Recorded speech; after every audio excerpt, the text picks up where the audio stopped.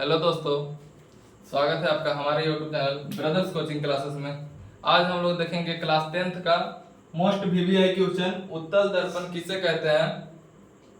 उत्तल दर्पण किसे कहते हैं तथा इसके दो उपयोगों को लिखें। तो आज हम लोग देखते हैं। और क्लास 10th में पिछले बार का पूछा हुआ क्वेश्चन है, पिछले बार का पूछा हुआ क्वेश्चन है, तो इस बार आने की संभावना है। तो आप लोग बढ़िया से देखिएगा और समझिएगा, जिससे आपको एग्जाम में कोई लिखने में दिक्कत नहीं हो और आसानी से 2 नंबर या 5 नंबर में है तो ले लें। तो देखिएगा, पहले हम बताते हैं आपको क्वेश्चन यहाँ पे क्या है। उत्तल दर्पण किसे कहते हैं, उत्तल दर्पण किसे कहते हैं तथा इसके दो उपयोगों को लिखें। तो यहाँ पे हम लोग देखेंगे उत्तल दर्पण के बारे में। तो यहाँ पे उत्तल दर्पण तो वैसा दर्पण जिसका परावर्तक सतह, परावर्तक यानी जहां जिसके सामने वस्तु रखा होता है, जिस साइड वस्तु रखा होता है उस साइड को क्या बोलते हैं, परावर्तक सतह। तो वैसा दर्पण जिसका परावर्तक सतह उठा होता है, कैसा होता है, उठा होता है, तथा इसका धंसा हुआ भाग कैसा होता है, रंगा होता है। जो इसका धंसा हुआ होता है, दर्पण का धंसा हुआ भाग होता है, वो कैसा होता है, रंगा होता है। तो वैसे दर्पण को उत्तल दर्पण कहते हैं। वैसा दर्पण क्या कहते हैं, उत्तल दर्पण कहते हैं। यहाँ हम लोग चित्र में देखेंगे, यहाँ पे क्या हम बोले कि वैसा दर्पण जिसका परावर्तक सतह उठा हो। तो मतलब जहां पे जिधर साइड से वस्तु रखा जाता है उस साइड को क्या बोलते हैं, परावर्तक। उस साइड को क्या बोलते हैं, परावर्तक सतह बोलते हैं। तो यहाँ पे इस साइड में वस्तु रखा जाता है तो परावर्तक सतह ये है। तो परावर्तक सतह यहाँ पे क्या है, उठा हुआ है। और जो रंगा हुआ भाग है वो कैसा है, धंसा हुआ है ना। यहाँ पे इसमें क्या है, इसमें जो भाग है ये रंगा हुआ है, जो धंसा है। और जिस साइड वस्तु रखते हैं वो उधर क्या होता है, उठा हुआ भाग, उठा हुआ रहता है। तो देख लिए हम लोग कि वैसा दर्पण जिसका परावर्तक सतह उठा होता है तथा इसका धंसा हुआ भाग कैसा होता है, पेंट किया हुआ रहता है या रजित किया। पेंट किया हुआ को बोलते हैं क्या चीज, रजित किया होता है। तो वैसा दर्पण क्या कहते हैं, उत्तल दर्पण कहते हैं। क्या कहते हैं, उत्तल दर्पण कहते हैं। उत्तल दर्पण में हम लोग देखेंगे प्रतिबिंब की स्थिति, प्रतिबिंब कहां से कहां तक बनता है। तो उत्तल दर्पण में हम लोग देखते हैं प्रतिबिंब। उत्तल दर्पण में अगर वस्तु ध्रुव पर हो तो, उत्तल दर्पण में अगर वस्तु कहां पे हो, ध्रुव पर हो, तो प्रतिबिंब कहां पे बनेगा, तो प्रतिबिंब ध्रुव पर ही बनेगा। अगर उत्तल दर्पण में वस्तु ध्रुव पर हो, उत्तल दर्पण में कैसा हो, वस्तु ध्रुव पर हो, तो उसका प्रतिबिंब कहां पे बनता है, उसका प्रतिबिंब भी ध्रुव पर ही बनेगा। कैसा प्रतिबिंब बनेगा, तो प्रतिबिंब बनेगा काल्पनिक, सीधा और वस्तु से बराबर। वस्तु से कैसा बनेगा, बराबर बनेगा। तो अगर पहला पॉइंट है, तो उत्तल दर्पण में अगर वस्तु ध्रुव पर हो, कैसा हो, ध्रुव पर हो, तो प्रतिबिंब कहां बनेगा, तो प्रतिबिंब काल्पनिक बनेगा, वस्तु से सीधा बनेगा और वस्तु के कैसा बनेगा, बराबर बनेगा। ठीक है। यहाँ पे दूसरा पॉइंट देखिए, उत्तल दर्पण में अगर वस्तु ध्रुव और अनंत के बीच हो। यहाँ पे देखिएगा, पहला पॉइंट पहले समझ लीजिएगा। देखिए यहाँ पे अगर वस्तु ध्रुव पर हो, कहाँ हो, वस्तु ध्रुव पर हो, तो इसका प्रतिबिंब कहाँ बनेगा, ध्रुव पर ही बनेगा। इसका प्रतिबिंब कहाँ पे बनेगा, तो इसका प्रतिबिंब कहाँ पे बनेगा, देखिए यहाँ पे बन रहा है प्रतिबिंब, यहाँ प्रतिबिंब बन रहा है, ध्रुव पर ही बनेगा। कैसा बनेगा, तो आभासी बनेगा, सीधा बनेगा और वस्तु के बराबर बनेगा। आभासी बनेगा, सीधा बनेगा और वस्तु के कैसा बनेगा, बराबर बनेगा। दूसरा नंबर पे क्या कह रहा है कि उत्तल दर्पण में वस्तु की स्थिति कहां पर हो, वस्तु की स्थिति ध्रुव, यहाँ पे क्या ध्रुव है, पोलर पॉइंट ध्रुव है और अनंत, ध्रुव और अनंत के बीच में हो। वस्तु की स्थिति ध्रुव और अनंत के बीच में हो तो उसका प्रतिबिंब कहां बनेगा, ध्रुव और फोकस के बीच बनेगा। यहाँ पे क्या बन रहा है, प्रतिबिंब बन रहा है, जो ध्रुव और अनंत के बीच में वस्तु रखा गया है उसका प्रतिबिंब कहां पे बन रहा है, फोकस, ध्रुव और फोकस के बीच में बन रहा है। कैसा बन रहा है, ध्रुव और फोकस के बीच में कैसा प्रतिबिंब बन रहा है, तो काल्पनिक बन रहा है, सीधा बन रहा है, काल्पनिक, सीधा और वस्तु से छोटा। कैसा बनता है, काल्पनिक, सीधा और वस्तु से छोटा प्रतिबिंब बनता है। आगे हम लोग देखेंगे कि अगर वस्तु अनंत पर रखा हो, अगर वस्तु अनंत पर रखा हो तो प्रतिबिंब कहां बनेगा। अगर वस्तु अनंत पर रखा हो तो प्रतिबिंब कहां बनेगा, फोकस पे बनेगा। कहां बनेगा, फोकस पे। तो अगर वस्तु उत्तल दर्पण में अनंत पर रखा हो तो उसका प्रतिबिंब कहां बनेगा, फोकस पे बनेगा। कैसा बनेगा प्रतिबिंब, तो काल्पनिक बनेगा, सीधा बनेगा और वस्तु से बहुत छोटा बनेगा। कैसा बनेगा, काल्पनिक बनेगा, सीधा बनेगा और वस्तु से बहुत छोटा बनेगा। तो यहाँ पे तीसरा नंबर पॉइंट यही है कि उत्तल दर्पण में अगर वस्तु अनंत पर हो तो उसका प्रतिबिंब फोकस पर बनेगा। कहाँ बनेगा? फोकस पर। उत्तल दर्पण में वस्तु को रखे अनंत पर तो उसका प्रतिबिंब कहाँ पे बन रहा है? फोकस पे बनता है। फोकस पे कैसा प्रतिबिंब बनेगा? तो काल्पनिक बनेगा। काल्पनिक को आभासी भी बोलते हैं, तो काल्पनिक या आभासी बनेगा, वस्तु से सीधा बनेगा और क्या बनेगा? वस्तु से बहुत छोटा बनेगा। कैसा बनेगा? वस्तु से बहुत छोटा बनता है। तो तीसरा नंबर आप लोग पॉइंट समझ लिए होंगे। अब हम लोग नोट नंबर 1 देखेंगे। नोट नंबर 1 में देखते हैं हम लोग कि उत्तल दर्पण को अभिसारी दर्पण भी कहते हैं। क्या कहते हैं? उत्तल दर्पण को अभिसारी दर्पण कहते हैं। लिख लीजिएगा। और नोट नंबर 2 है उत्तल दर्पण द्वारा बना प्रतिबिंब। उत्तल दर्पण द्वारा बना प्रतिबिंब कैसा होता है?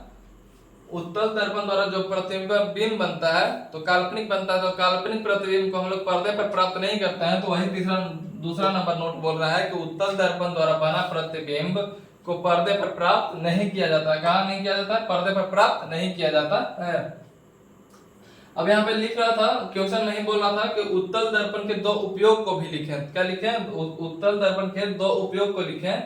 तो उत्तल दर्पण को हम लोग उपयोग यहाँ पे देखते हैं। तो उत्तल दर्पण का उपयोग रोड लाइट लैंप, जो रोड के साइड में लैंप लगा होता है जो रात में जलता है, तो उसमें कैसा दर्पण का प्रयोग किया होता है? तो उत्तल दर्पण का प्रयोग किया जाता है। ठीक है।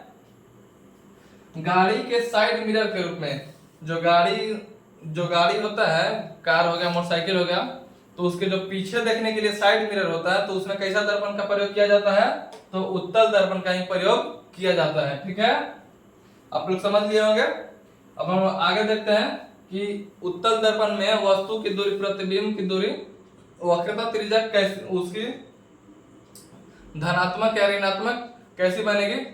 इसमें बच्चे लोग को बहुत मतलब प्रॉब्लम होता है। तो यहाँ पे हम अच्छे तरीके से देखेंगे।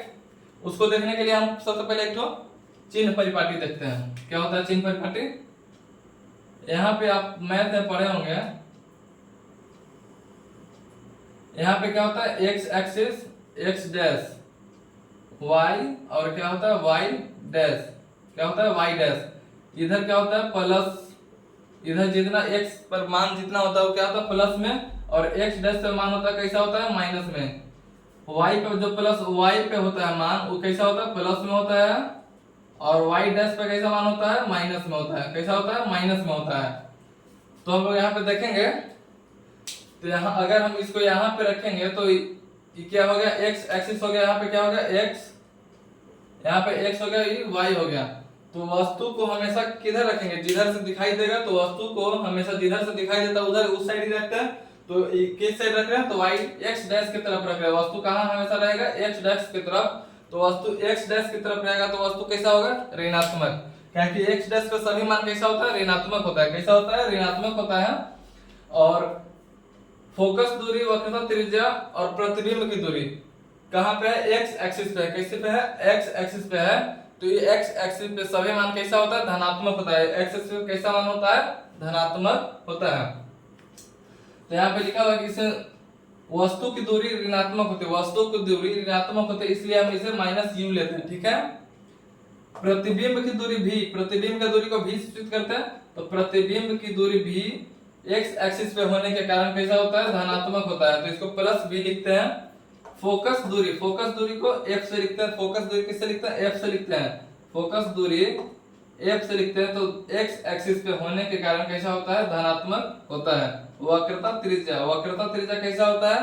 तो वक्रता त्रिज्या भी x एक्सिस की तरफ होता है। यहाँ पे r, यहाँ पे r, तो दोनों को मिला करके वक्रता त्रिज्या, ध्रुव और वक्रता केंद्र के बीच की दूरी को क्या बोलते हैं? वक्रता त्रिज्या बोलते हैं।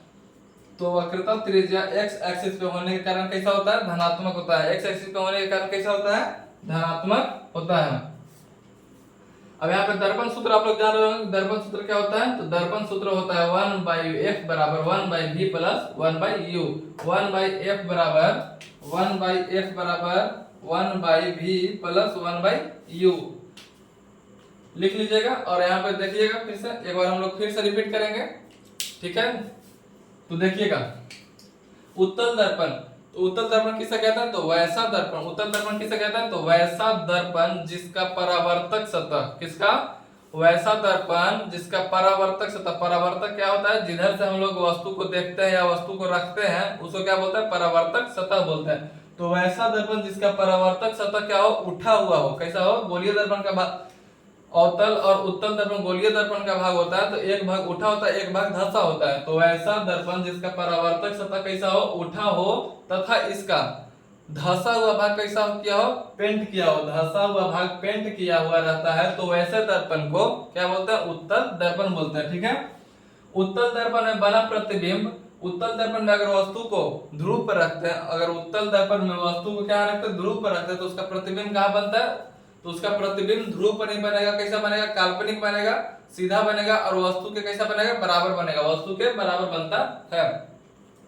अगर हम लोग वस्तु को ध्रुव और अनंत के बीच में रखते हैं, अगर हम लोग वस्तु को क्या रखते हैं? ध्रुव और अनंत के बीच में रखते हैं, तो उसका प्रतिबिंब कहाँ बनेगा? ध्रुव और फोकस के बीच। कहाँ बनेगा? ध्रुव और फोकस के बीच बनेगा। कैसा प्रतिबिंब बनेगा? तो आभासी बनेगा, सीधा बनेगा, और वस्तु से कैसा बनेगा? छोटा बनेगा। आभासी बनेगा, सीधा बनेगा, और वस्तु से छोटा बनेगा। अगर वस्तु अनंत पर हो, अगर कैसा हो? वस्तु अनंत पर हो, तो उसका प्रतिबिंब कहाँ बनेगा? फोकस पे। उसका प्रतिबिंब कहाँ पे बनेगा? फोकस पे बनता है। उसका प्रतिबिंब कहाँ पे बनेगा? फोकस पे। अगर वस्तु कहाँ हो? अनंत पर, तो उसका प्रतिबिंब कहाँ बनेगा? फोकस पे। कैसा प्रतिबिंब बनेगा? सीधा, आभासी, और क्या हो? सीधा, आभासी, और वस्तु से क्या होता है? बहुत छोटा दिखाई देता है। ठीक है। अब हम लोग यहाँ पे वही लिखा हुआ है कि उत्तल दर्पण में अगर वस्तु ध्रुव और अनंत के बीच हो, तो प्रतिबिंब कहाँ बनेगा? फोकस और ध्रुव के बीच में बनेगा। ध्रुव और फोकस के बीच में बनता है। कैसा बनता है प्रतिबिंब? काल्पनिक, सीधा, और वस्तु से छोटा। तीसरा नंबर है पॉइंट, उत्तल दर्पण में अगर वस्तु अनंत पर हो, उत्तल दर्पण में अगर वस्तु कहाँ हो? अनंत पर हो। उत्तल दर्पण में वस्तु अनंत पर हो, तो उसके द्वारा बना प्रतिबिंब कहाँ होता है? फोकस पे। उसके द्वारा बना प्रतिबिंब कैसा होता है? फोकस पे होता है, वो काल्पनिक होता है, सीधा होता है, और वस्तु से क्या होता है? बहुत छोटा होता है। वस्तु से कितना होता है? बहुत छोटा होता है। तो देख लिया होंगे दर्पण की स्थिति हम लोग देख लिए। आशा है कि आप लोग समझ भी लिए होंगे। यहाँ पे नोट नंबर पहला देखेंगे, उत्तल दर्पण को अभिसारी दर्पण भी कहते हैं। उत्तल दर्पण को क्या कहते हैं? अभिसारी दर्पण कहते हैं।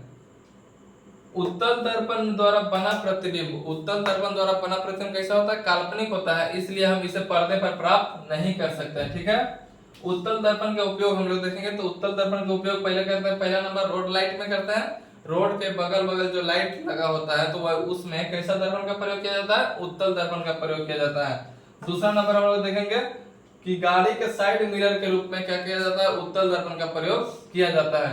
तो आशा है कि आप लोग समझ गए होंगे, उत्तल दर्पण को समझ गए होंगे, और इसे बना भी लीजिएगा। अगर क्वेश्चन आ जाता है तो आप इसे बना भी लीजिएगा, और आप अगर इसे उतारना चाहते हैं तो उतार लीजिए और स्क्रीनशॉट भी कर लीजिए, जिससे आप परीक्षा में अच्छा कर सके। तो स्क्रीनशॉट कर लीजिए, और अगर आप हमारे YouTube चैनल पर नए हैं तो चैनल को सब्सक्राइब कर लीजिएगा।